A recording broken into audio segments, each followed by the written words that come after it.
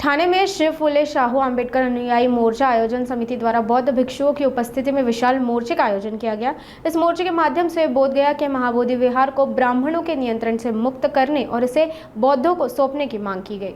बिहार के बोध गया पटना में महाबोधि विहार कई वर्षों से ब्राह्मणों के प्रबंधन के अधीन है। ब्राह्मणों के नियंत्रण में चल रहे महाबोधि विहार को मुक्त कराकर बौद्धों को सौंपने के लिए भिक्षु संघ के नेतृत्व में पूरे देश में आंदोलन जारी है। इसी कड़ी में आज ठाणे में इस मोर्चे का आयोजन किया गया। मोर्चे की शुरुआत सुबह जामली नाका से की गई तो वही इसका समापन जिलाधिकारी कार्यालय के सामने किया गया। इस मोर्चे में 2 से 3 हजार लोग शामिल हुए। मोर्चा समिति की ओर से भिक्षु संघ के प्रतिनिधि मंडल ने राष्ट्रपति, प्रधानमंत्री और बिहार के मुख्यमंत्री को ज्ञापन सौंपा गया।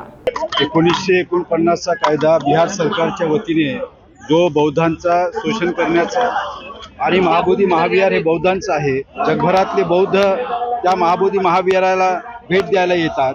हजारो करोडो रुपये त्या ठिकाणी दान देण्यात येते। ब्राह्मणांनी अनेक वर्षापासून या महाबोधी महाविहारावर कब्जा करून बौद्धांची संपत्ती, बौद्धांची संस्कृती आणि बौद्धांच्या बुद्धविहारावर जे शोषण सुरू केलेले आहे ते आता थांबण्याची गरज आहे। आणि म्हणून संपूर्ण महाराष्ट्रामध्ये, भारतामध्ये सर्वत्र केंद्रामध्ये असेल, संसदेमध्ये असेल, विधान परिषदेमध्ये असेल, अनेक प्रकारचे आमदार आणि खासदार आणि संपूर्ण देशामधील बौद्ध भिक्खू संघाच्या नेतृत्वामध्ये हा शांती मार्च सुरू आहे।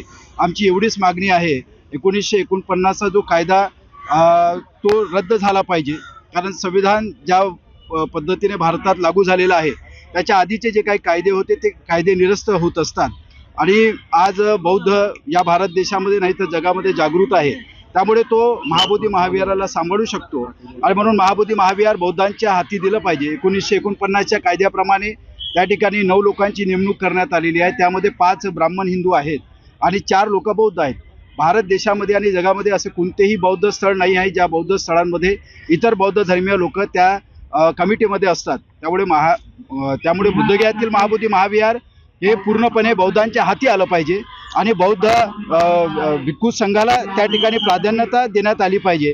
यासाठी संपूर्ण देशामध्ये हे मोर्चे आणि शांती मार्च काढण्यात येत आहे।